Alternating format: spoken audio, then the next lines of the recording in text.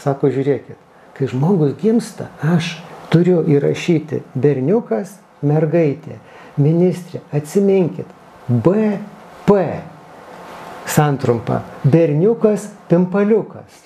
Jeigu yra berniukas, mergaitei santrumpos daktaras Abraitis dar nebuvo sugalvojęs, bet gal tas galėtų ministrui padėti. Ir anksčiau vadovėliuose buvo įvairiausių psichiatrinių sutrikimų surašyta. Vienas iš jų yra lyties suvokimo sutrikimas. Dabar viskas pasikeitė, atsirado mokslas, kadangi va tokia būrelės nesubrendusių paauglių parūkė matyt, pateko į Seimą. Gal tiesiog kas yra baltas, sakykime, aš baltas, kas juoda, tai juoda, tai turbūt vadinkime daiktus savo vardais, tada bus turbūt mūsų visiems lengviau kurti tą šviesią ateitį. Žinot, aš jums vėl anekdotą pasakysiu. Sako, nu čia žiūrėk, parašyta konservatoriai. Aha, čia liberalai, čia LSDP. Aha, sako, žinai, kas ant mano tvarto parašyta? O ten malkos, ne? O ten malkos.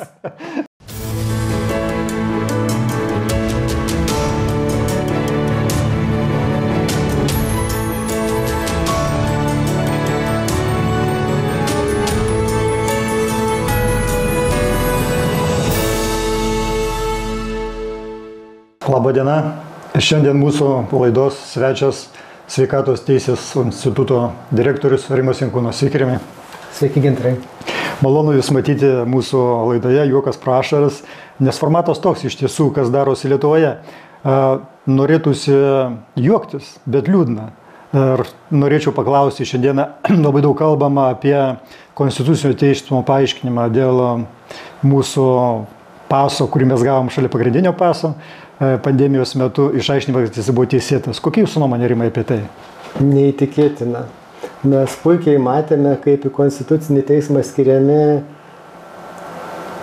valdančiųjų tiesiog patikėtiniai. Šedbaro istorija, ką sako, neįtikėtina. Bet kad šitai padarytų Konstitucinis teismas, tai bent jau aš nesitikėjau tokio akibrokšto. Žmonės įlipo į daržą, kuriame nieko nesupranta. Jų klausimas buvo teisinis, jie pradėjo aiškinti medicininius. Matote, remiantis ekspertų patarimais, tuo metu buvo pagristas. Palaukit, gerbėmieji, jūs teismas? Jeigu jūs teismas, išklausykit abi pusės. Jeigu jūs neišklausot abiejų pusių, tai neteismas. Lietuvos radijo eteryje tokia Olendraitė, virusologė, be medicininio išsilavinimo, išaiškino, kad matote, kitoje pusėje, toje pusėje, kurie prieš vakcinas, tai nėra nei vieno mokslininko turinčio daug publikacijų ir gerą citavimo indeksą. Jūs ką girti? Paskaitykit PubMed, pavartykit, pažiūrėkit. Kristin Stabel-Ben, Peter Abi, Anne Fisker, Peter McCulloch, Robert Malone mažai. Ir be to, ką reiškia prieš vakcinas? Ką, visos vakcinos vienodos? Viską plakam į krūvą? Susilpnintus gyvus virusus, antigeninės vakcinas ir tą nesąmonę mRNR, viskas čia tas pats. Tai jeigu žmogus neturi pagrindų, tai jis negali protingai kalbėti. Mes preziumuojam, kad visi ekspertai yra du dalykus. Iš principo, jie turi reikiamą išsilavinimą ir jie nėra įtakojami verslo. Bet abu dalykai neteisybė. Bet ar netrodo, Rimai, kad iš tiesų tai yra ne tiek problema būtent dėl šito fakto, tai paprastai tarp žmonių vadinama ne gyventojų, o gyvulių paso įteisinimas, ne? Ir dabar pasakė Konstitucinis teismas, kad viskas tvarkoja, bet precedentas, tai reiškia, bet koks neteisėtas galimai vyriausybės veiksmas bus po tam tikro laiko patvirtintas mūsų aukščiausių įstatymų aiškintojų. Aš pilnai sutinku ir manau, kad čia tiesiog šitas sprendimas nieko nesako apie COVID-ą, apie šitą gyvulių pasą, jisai tiesiog sako, kad valstybė sunkiai serga ir jos imuninė sistema, tai yra Konstitucinis teismas, yra labai sunkiai pažeista ir nebesaugo šeimininko.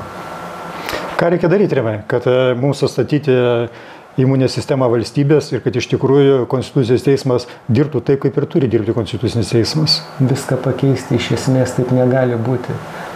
Čia viskas yra susiję, va. Kita aktualija šios savaitės yra LRT direktoriaus rinkimai. Tai pažiūrėkite. Bet jie buvo skaidrus, rašė visos medijos priemonės, kad skaidriausi rinkimai LRT daug laiko užėmė. Visuomeninė televizija, jūs mokate, aš moku, operatorius moka, visi moka mokesčius.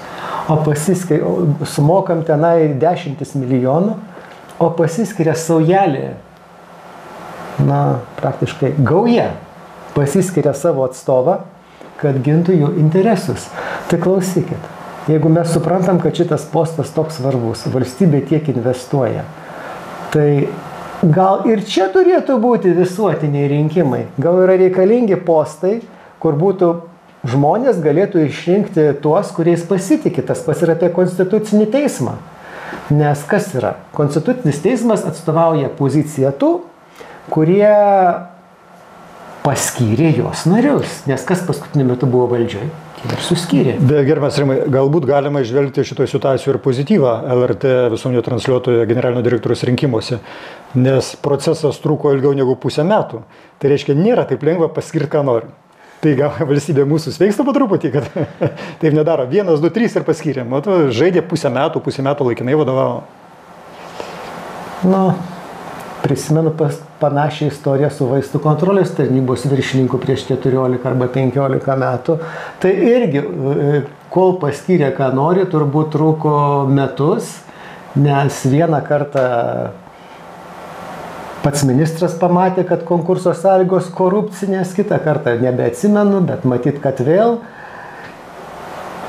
Ar sveiksta valstybė? Galiausiai vis tiek padaro savo. Ir jeigu kas nors pasakys, kad šita Monika atspindi visuomenės nuomonę, tai aš prisiminsiu anekdotą, žinokit. Prisimenat, Sovietų sąjunga tokia buvo ir Gorbačiovas kažkuriam partijos suvažiavime sako, draugai, kitais metais mes gyvensime geriau. Vienas delegatas pakelia ranką, sako, o mes, tai va mūsų atstovas tenai. Jūs prisiminėt sovietinius veikėjus, tai turbūt nieko keista, nes ir mūsų patriarchas, jūs dabar prisimena sovietinius veikėjus, vieno laidoje jis ir net pacitavo, kad procesas pašol. Tai ta prasme, mes dabar tik rusiškai rašom užrašus, kuriuos nereikėtų spausdinti, bet ką tai reiškia, kad mūsų visų, sakykime, Lietuvos nepriklausomybės simbolis pradėjo kalbėti rusiškom citatom. Labai liūdna, kad turime tokį simbolį. Aš irgi jį gerbiau labai, tik žavėjausi prieš 35 metus, bet aš nesu aklas. Manau, kad visi, kurie nėra akli, simboliai keičiasi. Mato, į kuo tai pavirto, jeigu simbolis užpuolė visus savo bendražygius, išujo, išvijo ir stengiasi visus apdergti, tai man tai atrodo, kad tai yra žmogus turintis nepilnavertiškumo kompleksą, Napoleono kompleksą. Tu negali išspjauti visų bendražygių, su kuo tu buvai susidėjęs, jeigu tu visų nekenti dabar. Iš ties problema, nes ką mes turėtume daryti, kad taip nebūtų, nes pakalbėjom apie vieną, apie transliuotoją, pakalbėjom apie patriarchą ir kur pirštą nebesi, viskas turėtų būti kitaip. Mes 40-metį gyvenam laisvi, nebetrūdo mums niekas, ta prasme, rusai ir tai jie netrūdo, jie dabar padeda, nes mes prieš tos rusus susivienijom, kovojam, visas pasaulis kovoja, lyg ir turėtumėm vienytis. Bet to vienijimus nėra Lietuvoje, iš tikrųjų nėra diskusijos, mano nuomonė, yra tokia aštri konfrontacija. Kodėl taip yra? Aš iš dalies sutikčiau, o iš dalies nesutikčiau. Kad turėtumėm vienytis taip, bet Rusija, manau, kad gerokai padeda kai kurioms partijoms. Manau, kad konservatoriams yra šitas karas labai naudingas, nes būtent čia yra nemaža jų reitingų dalis. Jeigu pasibaigs karas, konservatoriai turbūt neteks nemažai rėmėjų, nes tai yra vienintelis turbūt dalykas, dėl ko jie turi daugumos Lietuvos žmonių palaikymą. Turit galvoje rusofobiją? turiu galvoje rusofobiją galbūt, bet pirmiausiai Ukrainos palaikymą. Tai, o dėl ko dar galėtų būti Lietuvoje sutarimas, kur konservatoriai manytų panašiai kaip Lietuvos žmonių dauguma? Kur dar? Negalime bėgti paviršiumi visą laiką ir balsuoti už tuos, kurie gražiau atrodo. Reikia pasižiūrėti, kas slepiasi po gražiais žodžiais. Kol kiekvienas netapsime piliečių ir negana to, kad tvarkingai viską atlikti pačiam, net ir rinkimų metu būtina stebėti, kad mūsų neapgautų. Bet tai reikia tada dirbti. Aktyvi piliečio pozicija, tai reiškia, kad reikia ne tik ateiti balsuoti, bet reikia atlikti namų darbus, pažiūrėti, už ką balsuoja, pažiūrėti ne tik ką žada, bet ir ką padarė iki šiol. Aš manau, kad pirmiausiai, ką padarė iki šiol, ką žada visai nesvarbu, nes prišnekėti yra lengva, bet tai yra darbas, Rimantai, tai reikia dirbti. Domėtis, skaityti, analizuoti. Taigi yra nuomonės formuotojai, yra įvaizdžio formuotojai, suformuos įvaizdį paskutiniam asilui didžiulio profesoriaus. O kai pasigilini, tuščia ten po juo. Nesvarbu, kas ką šneka, žiūrėkim, kas ką daro, ką padarė anksčiau. Nesvarbu, kiek praeis laiko, bet finale mes turėtumėm turėti tokią valstybę, apie kurią visi svajojame. Vienodai visiems teisinga.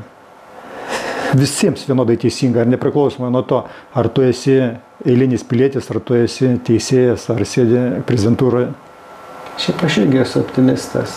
Tai galvoju, dabar keliems procentams Laisvės partija sugebės pakeisti lytį. Tai manau, kad čia mūsų priešininkams pakeis lytį ir tada natūrali atranka veiks mūsų naudai. Žinot, aš pasakysiu taip, turbūt nedidžiausia bėda yra Laisvės partija su savo pasiūlymais. Problema turbūt yra didesnė, kada ministras, surinktas, paskirtas kelių partijų sutarimų, kurio šiandien yra koalicijoje, pasako, kad aš nesu ekspertas, negaliu pasakyti, kiek yra lyčių. Mano nuomonė, jeigu tu turi kitokią nuomonę ir manai, kad yra 72 lytys, tai tu turi ir pasakyti, nes tu esi ministras. Tavo žodžio laukia ir klauso ir slėptis už nugaros turbūt nėra geriausias variantas. Net jeigu tu ir negali pasakyti taip, kaip dalis Lietuvos nori. Kad, sakykime, dalis Lietuvos sutinka, kad yra 2 lytys, kiti, kad 72, dar kažkur yra per vidurį. Nežinau. Bet mano supratimu, kad ministras turi aiškiai viziją ir pasakyti, kas yra, kur mes einam ir ko mums reikia tikėtis. Arba tada turėtų būti kitas ministras, kuris žino.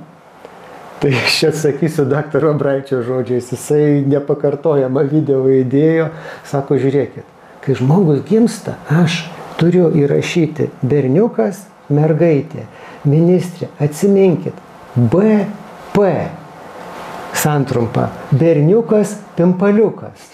Jeigu yra berniukas, mergaitei santrumpos daktaras Abraitis dar nebuvo sugalvojęs, bet gal tas galėtų ministrui padėti. Ir anksčiau vadovėliuose buvo įvairiausių psichiatrinių sutrikimų surašyta. Vienas iš jų yra lyties suvokimo sutrikimas. Dabar viskas pasikeitė, atsirado mokslas, kadangi tokia būrelės nesubrendusio paauglių parūkė matyt, pateko į Seimą ir ne vien Lietuvoje. Ir prasideda kita politika, kadangi jie koalicijos partneriais pasirašęs kažkokią sutartį ir ten įkišo savo tuos svaičiojimus liguistus. Taip, tai galima vertinti, kad tai yra pozityvų, nes, sakykime, tuose pačiuose Jungtinėse Amerikos valstijose, dabar, sakykime, marihuanos rūkymas legalizuotas, kiti dalykai šiek tiek liberalesni. Tai būtų galima suprasti. Bet turbūt kas labiausiai neramina Lietuvos gyventojus, tie, kurie domisi politiką ir masto, taip kad kaip gali pritarti liberaliam dalykam konservatyvi partija. Nes šiandieną Lietuvą valdo koalicija suburta konservatyvios partijos. Lietuvos krikščionys demokratai. Kaip jie gali pritarti, sakykime, ne tik liberaliems, bet labai, sakykime, pačioj liberalumo skalės pabaigoje dalykams? Žinokit, man, kaip sakiau, nesueina žodžiai nuo darbų. Asmeniškai aš save laikau liberalu, bet šitų liberalų, kurie dabar yra valdžioje, aš liberalais nelaikau ir niekada nenoriu su jais nieko bendro turėti. Kaip ir konservatoriai. Profesorius Vėgėlė sako, aš jam 100% pritariu, tai yra kraštutiniai kairieji radikalai. Kas balsuoja už konservatorių vertybės, kas yra tikrai širdyje konservatoriai, turi ieškoti visai kitoje pusėje. Bet aš turėčiau paprieštarauti, jeigu kalbant, sakykime, apie kairiuosius socialdemokratus, tai irgi liberalus, tai socialdemokratai priėmė pakankamai liberalų darbo kodeksą. Aš sutinku su jumis. Jūs prieštaravot, aš sutinku. Tai kas yra kas? Tai kas yra kas Lietuva ir kas turi būti? Gal tiesiog kas yra baltas, sakykime, aš baltas, kas juoda, tai turbūt vadinkime daiktus savo vardais, tada bus turbūt mūsų visiems lengviau kurti tą šviesią ateitį. Žinote, aš jums vėl anekdotą pasakysiu. Sako, nu čia žiūrėk, parašyta konservatoriai. Aha, čia liberalai, čia LSDP. Aha, sako, žinai, kas ant mano tvarto parašyta? O ten Malkos, ne? O ten Malkos. Ačiū, Rimantai, kad jūs atėjote pas mus į laidą. Ačiū ir tikiuosi, kad mūsų nepaskutinis susitikimas. Tikiuosi, kad žiūrovams buvo smagu žiūrėti. Kam patiko, spauskite patiko, prenumeruokite mūsų kanalą. Šiandieną mes bendravome su Sveikatos teisės instituto direktoriu Rimantu Jankūnu. Ačiū dar kartą, Rimantai, reikia malonaus. Ačiū, Gintarai, iki.